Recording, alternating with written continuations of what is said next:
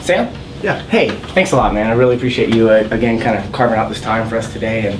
And certainly want to talk to you a little bit about Aflac. But the first thing I want to let you know is, frankly, whether you like this program or you don't like it at all, it's going to cost you the exact same thing, which is nothing.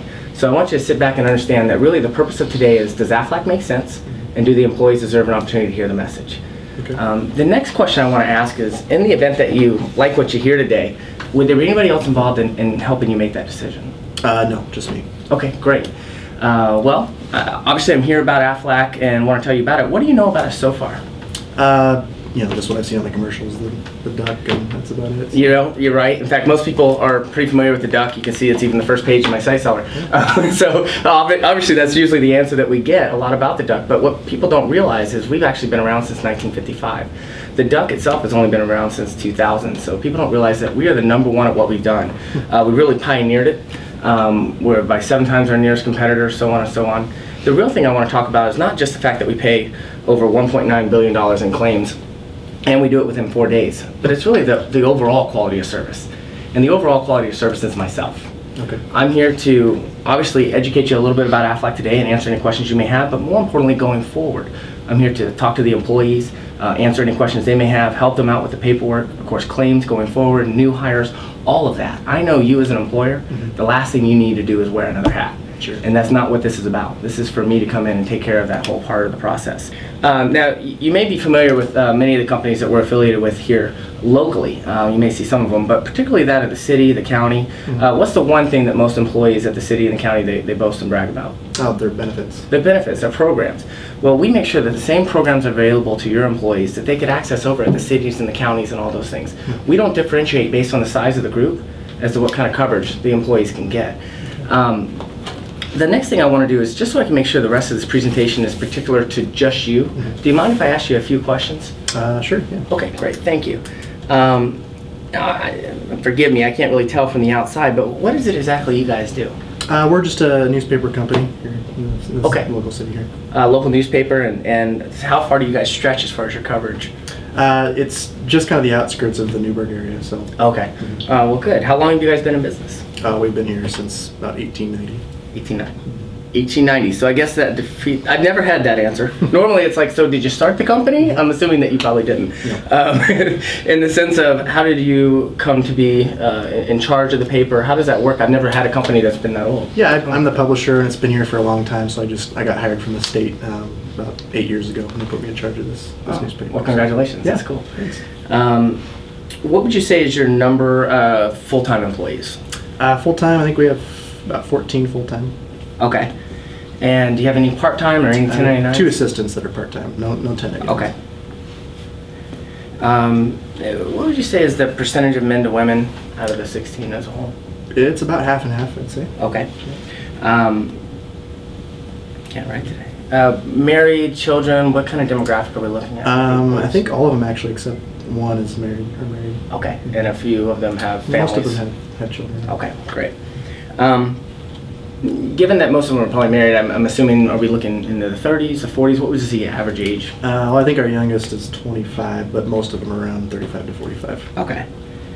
And what would be the average wage, either annual salary or hourly? What are you looking at? It ranges between about 30 to 45. Okay.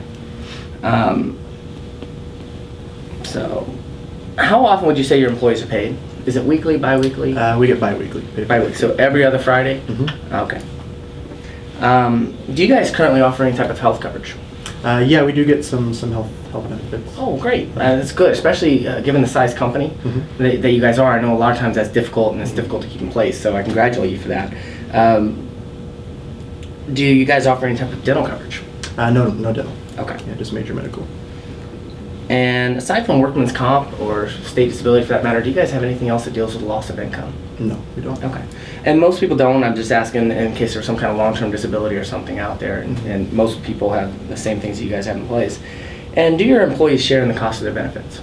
Yeah, they pay part of it out of their paychecks. Do you know approximately what that percentage is, or is it? I'm not too sure what the percentage is. Okay. I know it ranges sometimes to 50%, or maybe you guys pay 100% and they pay full on the families. Is it different anyway? I think they pay probably about 30% of it. Perfect. Okay.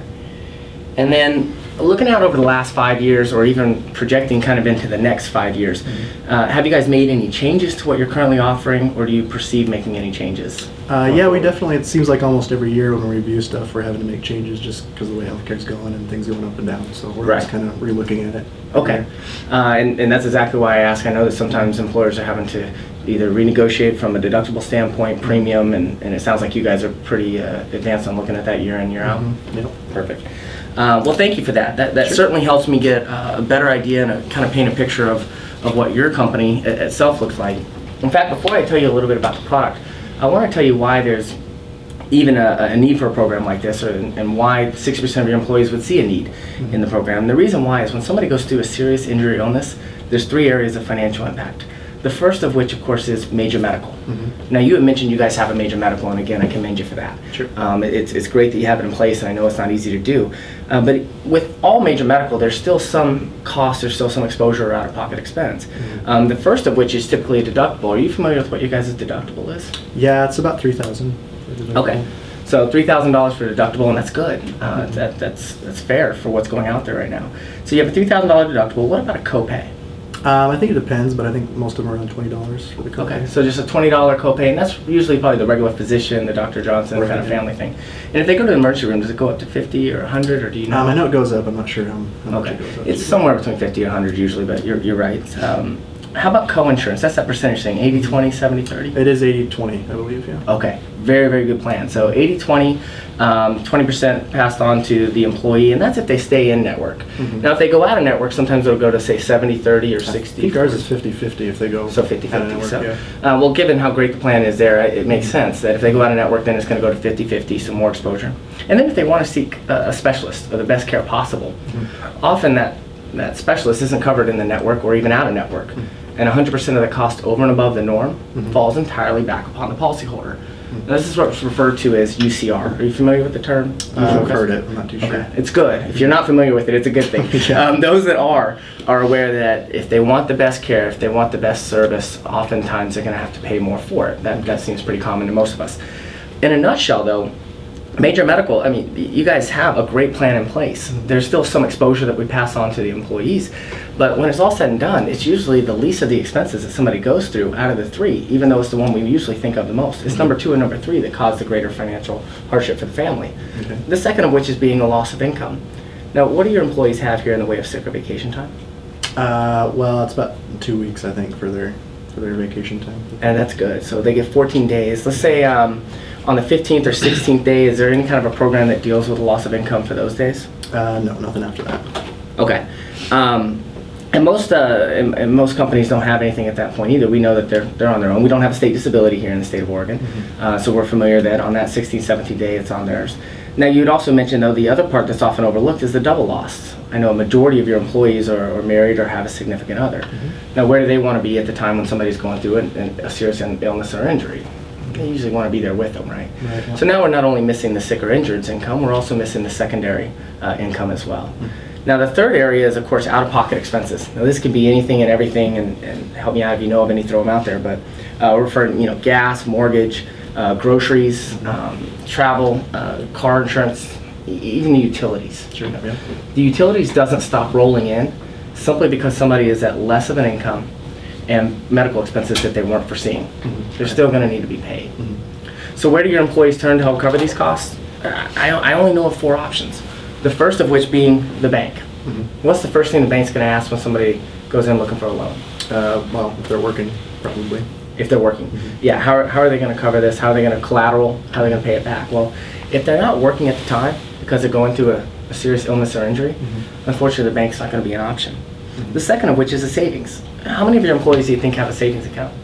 I don't know for sure. I mean, probably not too many. Savings, but we never know for sure. The national statistic is 80% of Americans live paycheck to paycheck. Yeah. I would imagine your employees are probably right along that same line. Yeah.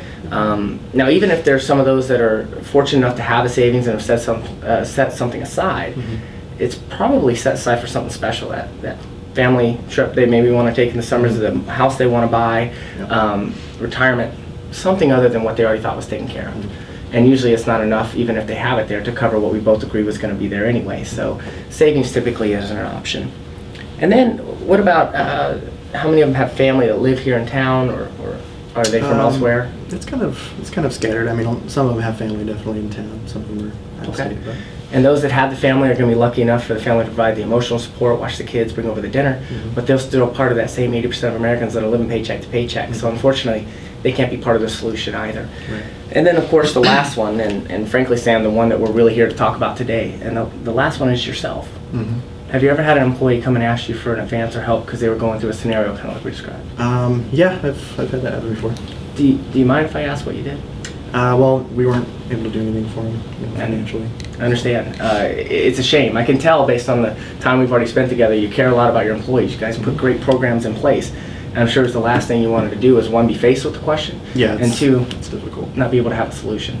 The good part is you did the right thing in the sense that what you do for one, you have to do for another.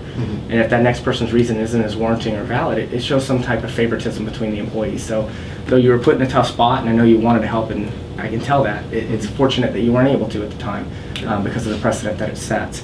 So taking all this into consideration, how many of your employees do you think could go a week or 2 weeks without an income?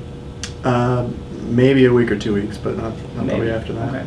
At best. And knowing that to be the case, if you could provide a safety net of cash that they control, they use whenever they need it the most, it's going to cost you absolutely nothing as a business owner.